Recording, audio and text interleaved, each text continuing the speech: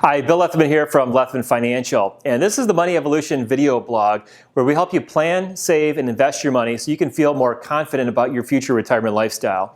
And in this video, I'm going to be discussing the Roth IRA versus the Traditional IRA.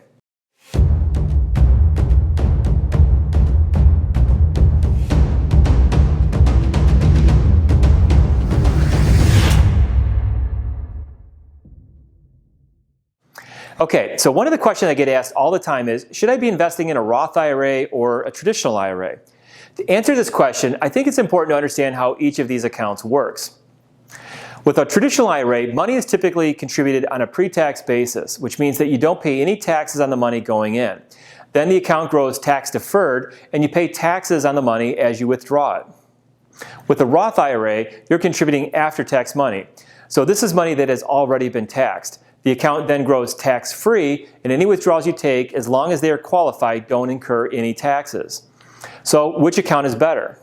To answer that, it really comes down to what is our income tax rate now when we contribute the money versus what do we think our tax rate will be in the future when we withdraw the money.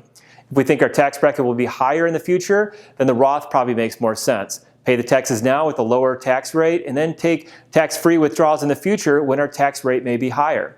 On the other hand, if we think our taxes will be lower in the future, then it probably makes more sense to use the traditional IRA. Get the tax benefit now and pay our taxes in the future at what will hopefully be a lower tax bracket. If your tax rate is the same in the future when you plan to take withdrawals as it is today, then there is no difference from a mathematical standpoint between the two accounts.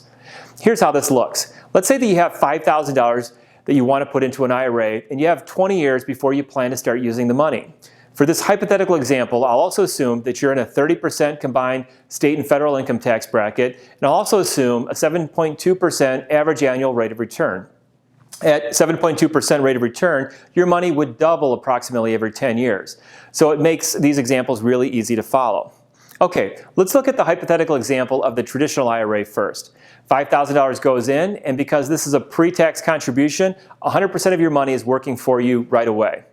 Again, at 7.2%, your money would double every 10 years. So $5,000 doubles to $10,000 after the first 10 years, and then doubles from $10,000 to $20,000 after the second 10 years. So now you have $20,000 in your IRA, and assuming you're still in that 30% combined state and federal tax bracket, 30% times $20,000 would mean that you would have to pay $6,000 in taxes, netting you $14,000. Now let's take a look at the Roth. Again, we start with the same $5,000, but with the Roth, we didn't get a tax deduction for our contribution. So we need to factor that in. At 30% times $5,000 means that we actually paid taxes of $1,500, netting just $3,500 that gets actually invested. Earning the same 7.2% and doubling every 10 years means that $3,500 doubles to $7,000 after the first 10 years, and then doubles again from $7,000 to $14,000 after the second 10 years. So as you can see, as long as there is no change to our tax bracket, there is no difference between the two accounts. With that said, I'm really a big fan of the Roth IRA. For a few reasons.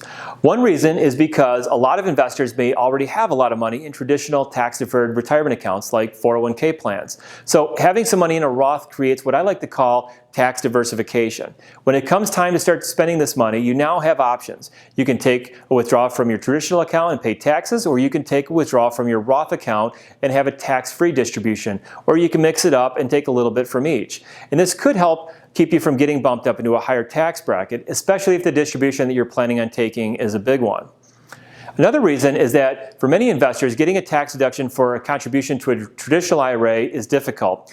If you're covered by any sort of retirement plan through your employer, you're probably not eligible for a tax-deductible IRA contribution.